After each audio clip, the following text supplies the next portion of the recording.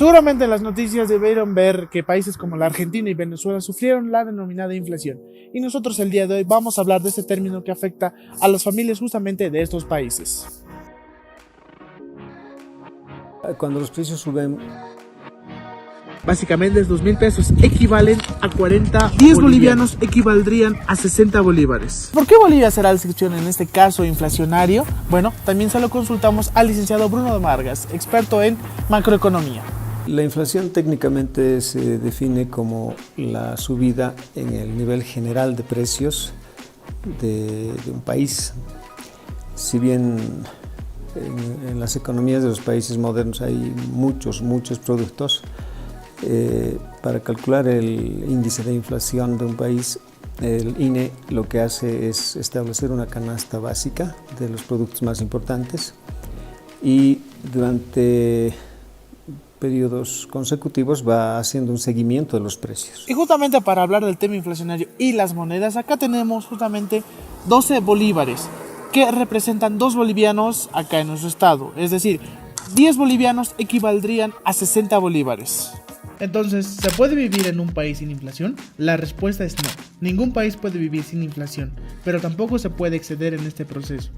Vamos a poner un ejemplo. En el país de Suiza, de los últimos 10 años, 7 fueron con una inflación negativa. Esto quiere decir que están en un proceso de deflación. Pero además mencionar que este país no tuvo una crisis económica referente con la inflación, no. Lo tuvo referente con la deflación. Y bueno, ¿qué podemos estar diciendo de la deflación? La deflación se puede definir como es ese proceso en donde los precios no suben, los salarios se mantienen y básicamente todos los precios van reduciéndose de poco a poco.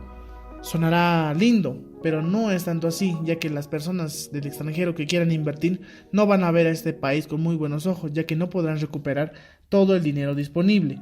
Entonces, podemos estar diciendo de que la deflación es ese proceso donde las personas ven que hay una crisis, porque justamente les da miedo invertir en este tema, porque pueden perderlo todo, ya que los precios pueden ir reduciéndose aún más.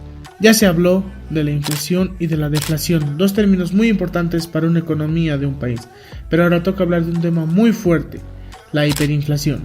Si bien se dijo que tener una inflación es algo bueno para una economía, no podemos decir lo mismo que de su contraparte inflacionaria. La hiperinflación es ese proceso económico que hace que los precios suban de manera alarmante. Se habla de cifras inflacionarias de más de 3 dígitos.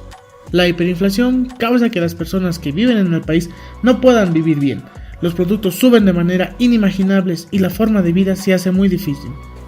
Yo creo que las tasas de inflación bajas de Bolivia se deben a ciertos, obviamente, subvenciones estatales que por un lado, si bien hacen que no haya inflación o la inflación sea muy baja, por el otro lado hay que ver otras cifras macroeconómicas, por ejemplo el déficit fiscal.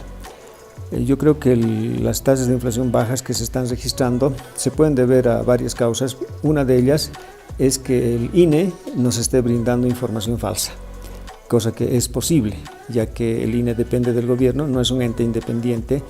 Al gobierno le interesa mostrar cifras bajas de inflación y el INE, que está gobernado por funcionarios que son básicamente del gobierno, puede ser que estén falseando la información y subvaluando la verdadera tasa de inflación. Esa podría ser una causa. No es la primera vez que ocurre, han habido en muchos gobiernos este tipo de problemas. Obviamente eso está mal, no debería ser así, obviamente las cifras tienen que ser correctas y bien calculadas profesionalmente y con ética, pero a lo mejor una de las causas sea esa. En conclusión, lo que se puede decir es de que la inflación es ese proceso económico en donde, si bien no es malo tenerlo y poder tenerlo a 2 puntos anuales para evitar que la economía sufra alguna crisis, lo cierto es de que también las ciertas medidas económicas que tomen los gobiernos son las responsables para el vivir de las personas, ya que la mayoría de ellos hacen que el Banco Central imprima más billetes, causando justamente la inflación y afectando la vida de las personas.